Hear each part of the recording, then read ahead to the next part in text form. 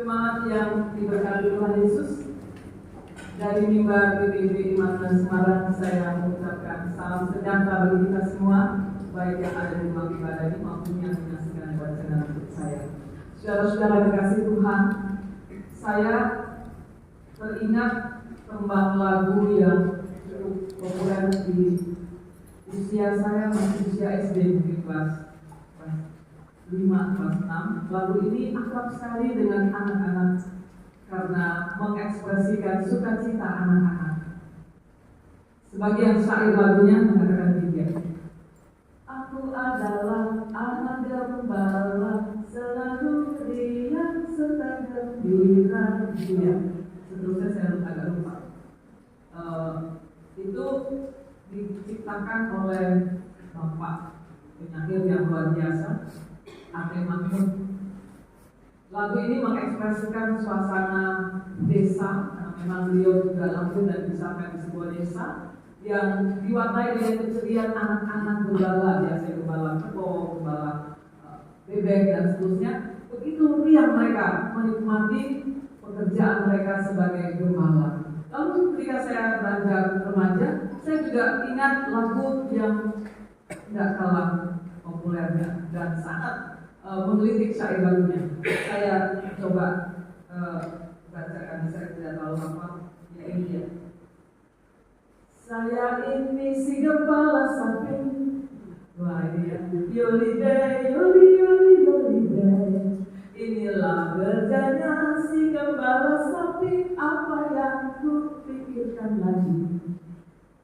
Jika hari sudah petang, sapi pulang ke kandang. Ini yang saya suka. Saya turun dari belakang. Sudah di belakang ya. Tapi itu gambaran saudara-saudara keceriaan seorang gembala sapi. Dari pagi sampai dia tetap enjoy sekali. Keceriaan itu tentunya disupport dengan kondisi alam. Ya, negeri kita yang begitu subur, makmur, penuh dengan keindahan. Apalagi kalau sudah berada di desa, saudara-saudara pasti sudah malas untuk kembali ke kota karena begitu indahnya desa itu. Bahkan kalau kita ingat juga tembang lagu yang sempat dipopulerkan oleh salah satu grup band yang juga ini grup band legendaris, bukan lautan hanya korang susu saya lupa tuh. Air dan garam cukup menghidupimu, gitu katanya ya.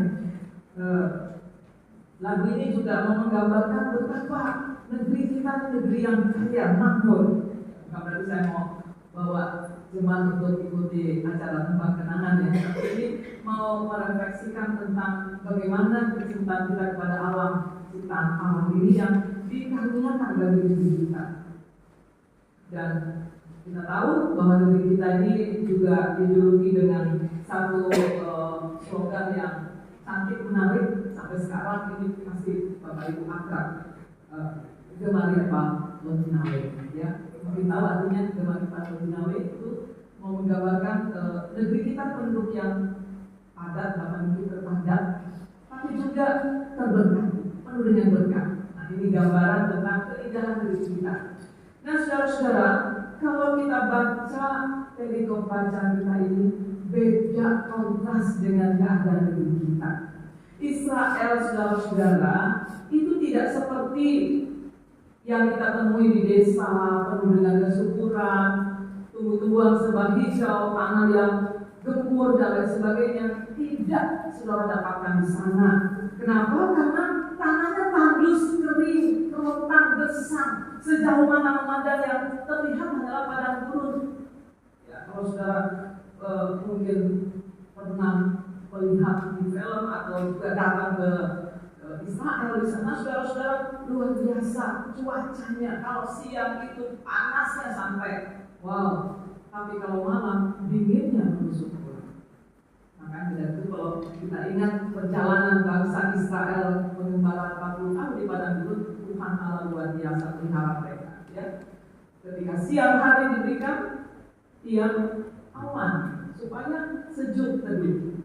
Ketika malam hari diberikan tiang api supaya hangat tubuh mereka. Karena dinginnya pada bumi itu, wow, lebih dingin dari apa yang mungkin kita lihat di kutub utara dan seterusnya, tapi memang sangat luar biasa kondisi alam di sana. Belum lagi saudara-saudara, ancaman dari hewan buas yang siap setiap saat untuk mengancam nyawa kita. Dan di sana saudara-saudara, setiap detik selalu ada hal-hal yang membuat kepanikan, yaitu apa? Badai padang gurun. Itu tidak bisa dilawan lagi saudara-saudara. Badai padang gurun ini sangat mengerikan. Dia bisa menyapu orang dalam hidupan waktu. Saudara-saudara, sulit tidak gampang kalau kita melihat pekerjaan seorang gembala di padang gurun. Beda dengan keadaan di negeri kita, ya. Kalau saya lihat di desa-desa, saya pernah tinggal di desa.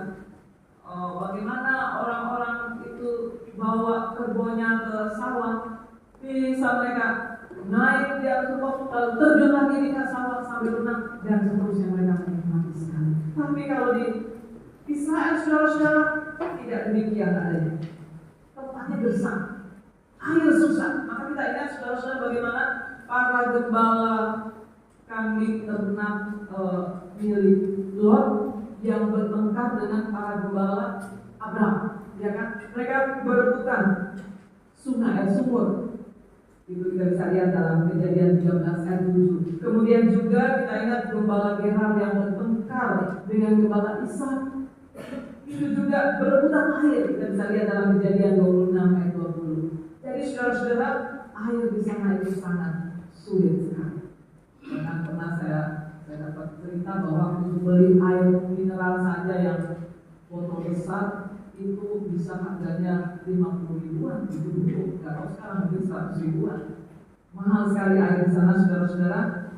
Dan kita tahu bahwa domba itu salah satu hewan yang sangat amat berharga bagi orang Israel.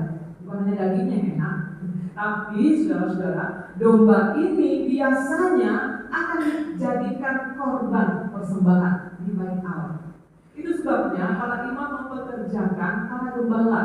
Jadi para gembala yang dalam konteks bacaan kita ini adalah para gembala upahan, bukan mereka pemilik.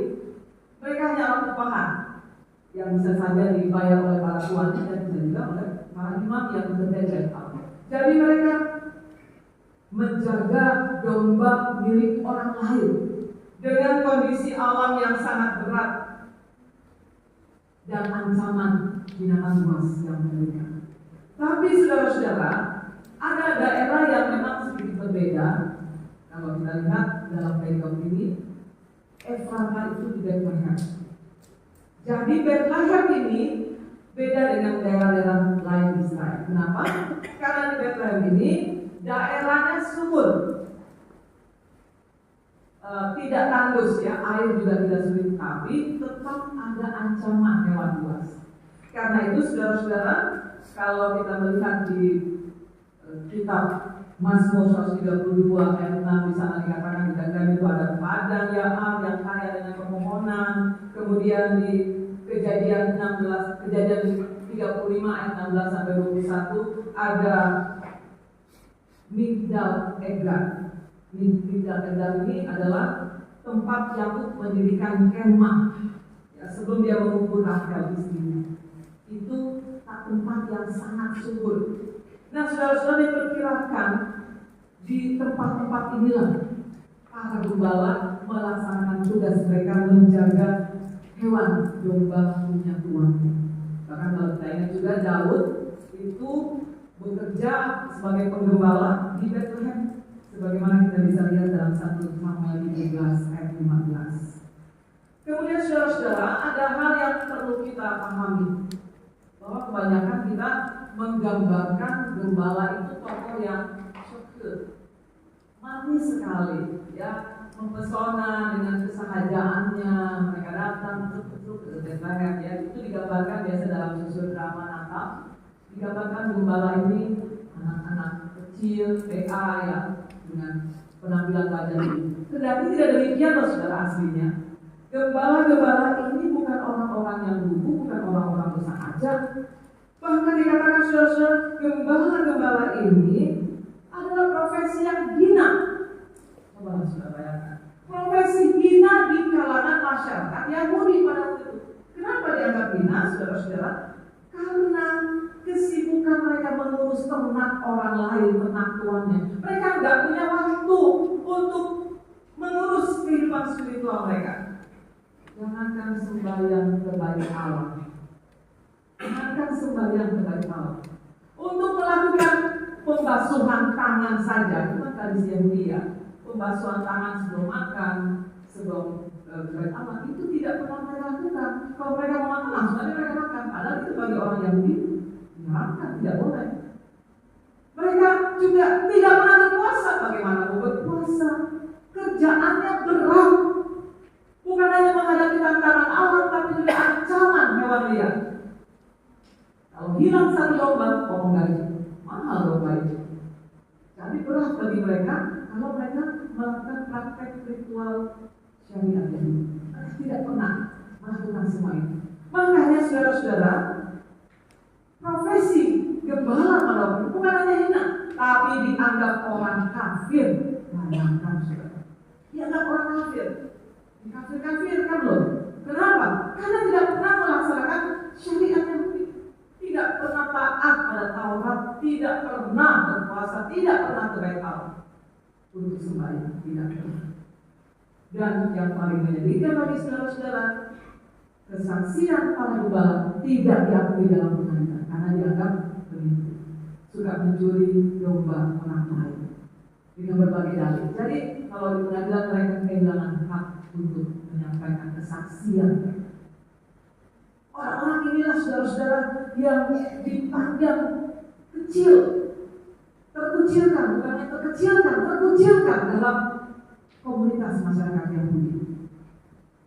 Namun yang luar biasanya saudara-saudara kita menyaksikan dalam bacaan perikop tadi, orang-orang yang terkecilkan dan terkucilkan oleh dunia pada waktu itu, justru mereka yang mendapat berita pertama kelahiran Kristus, yang langsung dibawakan bukan dari manusia, bukan apa katanya si A si B, tapi langsung dibawakan oleh para bala tentara surgawi, malaikat Tuhan.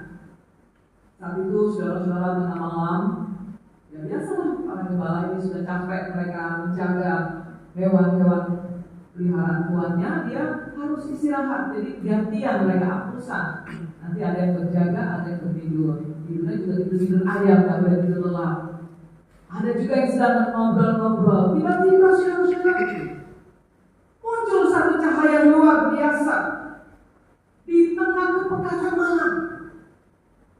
Kemilau pesona dari sorga melelap kehidupan mereka, melingkupi kehidupan mereka. Kemuliaan Allah menaungi mereka.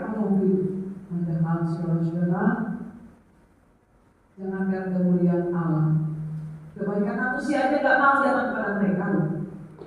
Tapi bagaimana bisa kemuliaan Allah dari sorga datang melalui kehidupan orang-orang yang terpinggirkan? Inilah saudara-saudara yang membuat kita bertanya-tanya, kok bisa?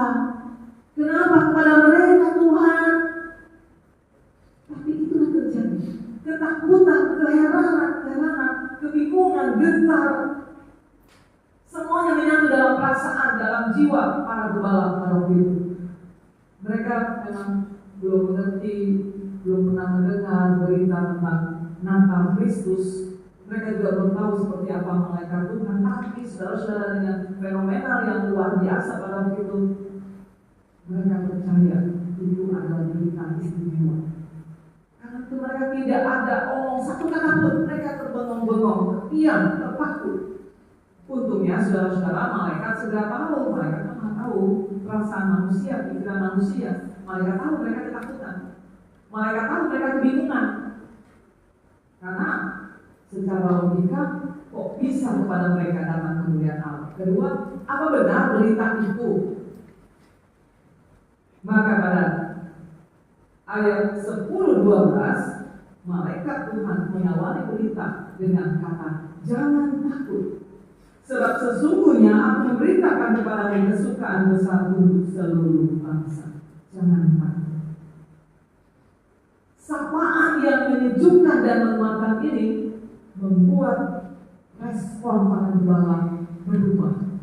Mereka langsung saudara-saudara menanggapi berita itu. Bahkan ketika ayat 14 dikatakan, kemuliaan bagi Allah di tempat yang maha tinggi dan damai sejahtera di bumi bagi mereka yang berkenan kepadanya. Itu menambah spirit, menambah energi para gembala. Untuk apa? Tidak lagi terpaku, tidak lagi terbengong-bengong, tidak lagi terpana dengan situasi pada waktu itu, tapi mereka langsung merespon pada ayat 15. Mari kita pergi ke Betlehem. Kita harus lihat apa yang terjadi di sana, seperti yang diberitahukan Tuhan kepada kita. Saya bertanya, saudara, mereka ini jarang nggak pernah berdoa Allah, nggak pernah berdoa, nggak pernah berpuasa. Gimana mereka tahu ya itu berita dari Tuhan? Bagaimana mereka tahu ini berita surgawi? Di sini saudara-saudara kita belajar dari para gembala. Tindakan yang aktif, reaktif, positif terjadi pada waktu itu. Mereka langsung take action. Saudara-saudara, saya tambahkan tema khotbah saya, bukannya take action, take action. Don't let me delay. Jangan terlambat. Mager versus gercep. Malas gerak, lawan dengan gerak cepat. Saudara-saudara, tanpa menunggu, tanpa menunda, tanpa berdebat panjang lebar. Benar gak sih? Ya benar aja. Masa iya? Gak ada mereka respon begitu, saudara-saudara. Gak ada voting. Gak ada surat banyak siapa yang paling banyak kita jalan-jalan. Gak ada, saudara. Gak ada yang namanya diskusi, apalagi pertengkaran. Tapi yang mereka lakukan, bangkit dan go, berangkat secepat mungkin menuju tepat dan tempat sasaran. Ini yang mau kita dapatkan dari tafsiran dari pembaca kita. Lalu apa yang mau kita petik sebagai refleksi iman kita? Yang tentunya saudara-saudara, firman Tuhan ini pasti memberkati kita semua. Pertama, saudara-saudara, kita belajar dari karakter spirit para gembala. Yang sekalipun mereka dianggap tidak layak, mereka dianggap tidak berhak, tapi ternyata mereka bertindak cepat. Mereka tidak mau terpaku di Efrata. Saudaraku, sudah berapa banyak berita sukacita surgawi sudah mendengar lewat khotbah. Kalau umur saudara 20, taruhlah setahun sekali dengan firman Tuhan dengan khotbah, sudah 20 kali, 50 kali. Masa sih cuma setahun sekali dengan khotbah?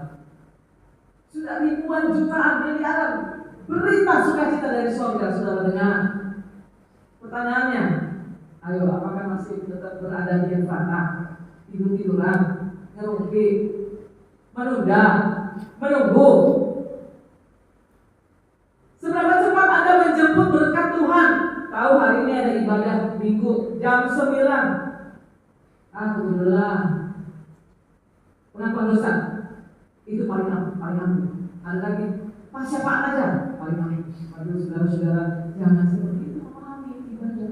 Ibadah itu mengandung janji Tuhan. Itu kata Rasulullah SAW. Ibadah mengandung janji Tuhan.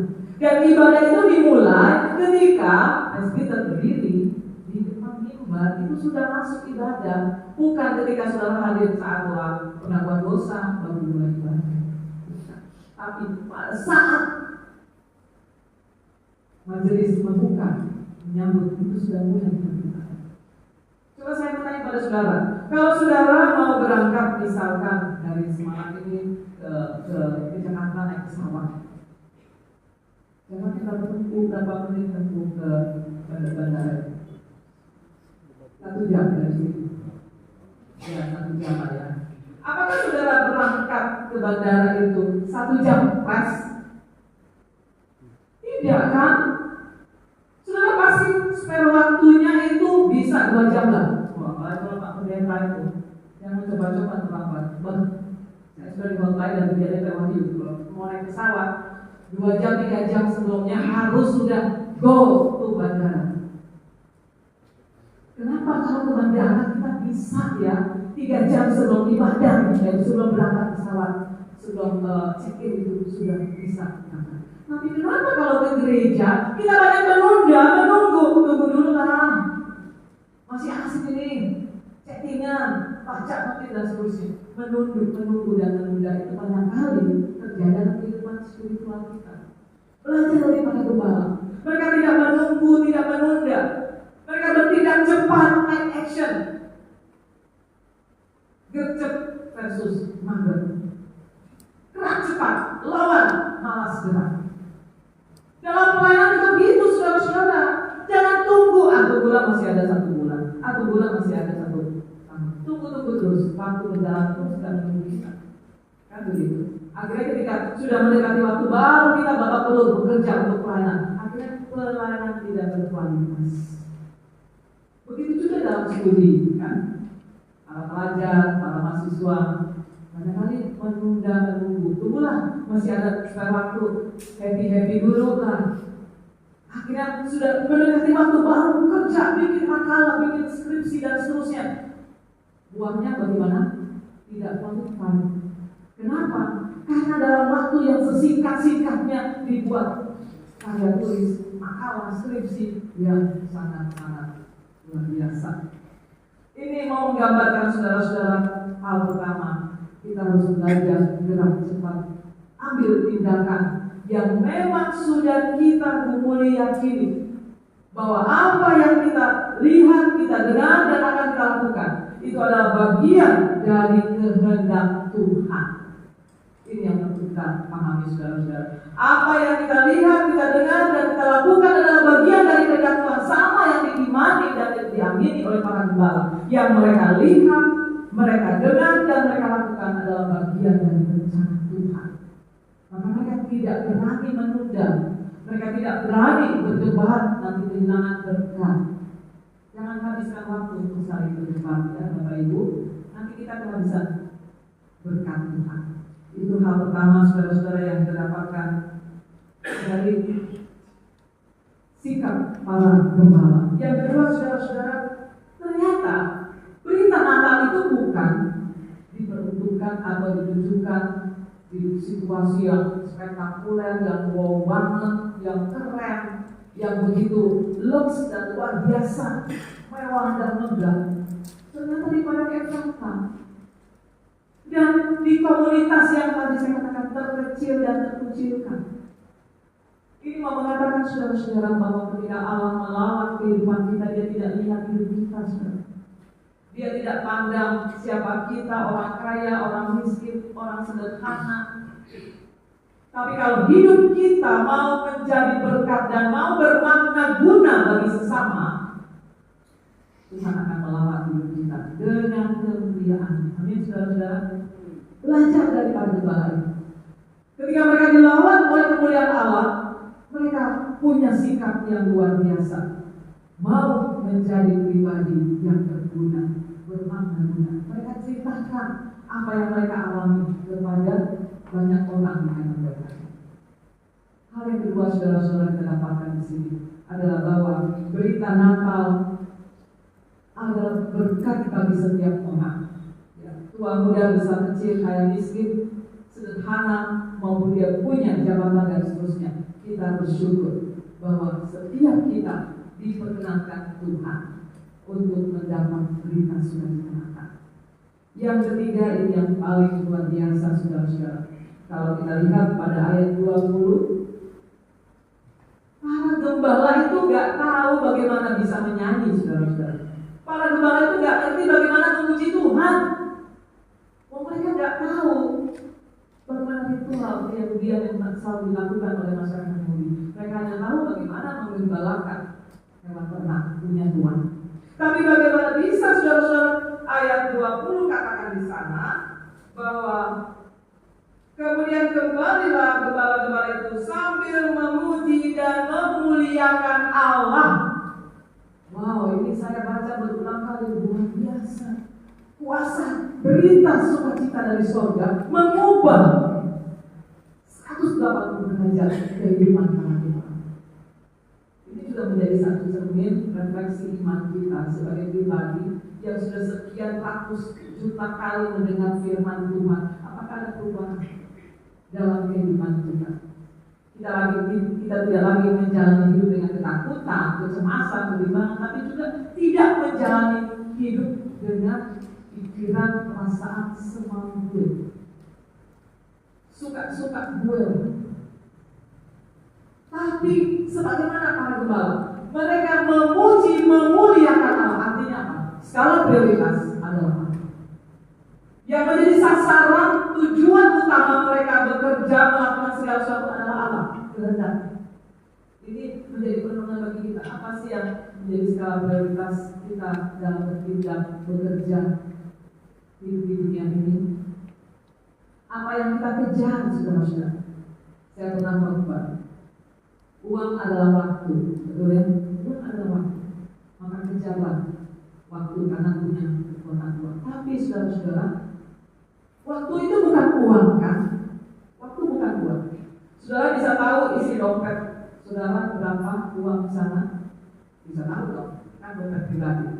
Tapi saudara tidak akan pernah tahu kan berapa sisa waktu hidup saudara ini. Pernah tahu? Pernah SMS di blog di atas? Ya, mahasiswa apa tahu bagaimana sisa hidup saudara di dunia ini? Tahu ya?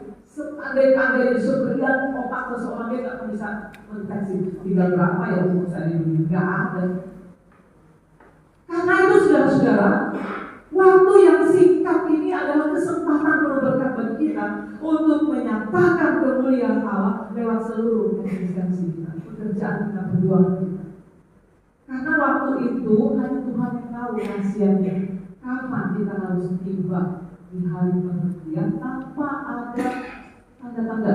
Bahkan kalau sakit atau kena musibah mungkin itu bisa kita. Tapi kalau tiba-tiba lagi duduk jantung berhenti, ada kan kasus begitu? Banyak. Aktris Marisa itu tidak sakit. Saya lupa istilah kedokterannya. Jantungnya berhenti seketika. Kalau sudah begitu siapa yang menolong? Jadi saudara-saudara, selagi kita masih punya waktu, mari kita jalani hidup dalam perubahan dan pembaruan. Pembaruan dalam berpikir. Filipi 2 ayat 5, hendaklah setiap kita mengenakan pikiran dan perasaan Kristus. Pikiran dan perasaan Kristus tidak pernah julid, tidak pernah miring, tidak pernah negatif pada manusia. Pikiran dan perasaan Kristus selalu tulus dan lurus untuk memberkati kita. Maka kita belajar untuk melihat sesama sebagaimana Kristus melihat, memandang hidup kita. Memuliakan Allah, memuji Dia lewat seluruh eksistensi hidup kita. Dalam keluarga, suami kepada istri, istri kepada suami, jangan terlalu banyak melontarkan omelan, sungkutan, apalagi caci maki. Saya pernah dengar, saya lihat kan, dari vokal ini luar biasa, bagus suaranya. Suami istri juga keluarga. Tapi ketika di tempat parkiran mobil, dan mereka tidak tahu kalau saya dalam mobil, tengkar rupanya, tengkar suami istri ini. Lalu suami bilang, dasar goblok, kampungan.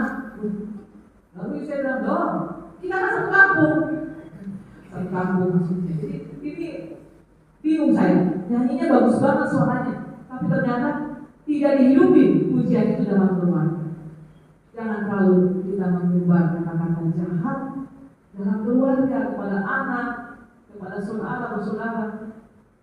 Berilah, tebarlah kata-kata penuh berkat, ya, supaya itu terjadi digenapi Allah dalam hidup keluarga kita. Amin, saudara-saudara. Perbanyak ucapan kata penuh berkat, memuliakan Tuhan. Begitu juga di tengah kehidupan bermasyarakat, bahkan dalam hidup gereja. Jangan pernah kita mengumbar kata-kata kotor, kata-kata kasar yang menjatuhkan, menginjak-injak harga diri orang. Ingat saudara-saudara, apa yang kita tabur itu yang kita tuai. Ketika kita menabur kata-kata jahat, itu akan membias dalam diri kita, seperti kita meludah ke langit-langit. Kena siapa? Gak mungkin kena engkau orang muda di sana, kena kita juga. Jadi saudara-saudara, hati-hati dengan setiap apa yang kita kerjakan. Apakah sungguh-sungguh sudah memuliakan, memuji Allah? Perubahan, pembaruan adalah hal yang sangat ditunggu Allah dalam kehidupan kita, dan ini kita pasti bisa kerjakan kalau Roh Kudus menguasai hidup kita. Kiranya firman Tuhan ini memberkati setiap kita. Mari take action, jangan malas gerak, tapi gerak cepat untuk menjemput berkat Tuhan. Amin.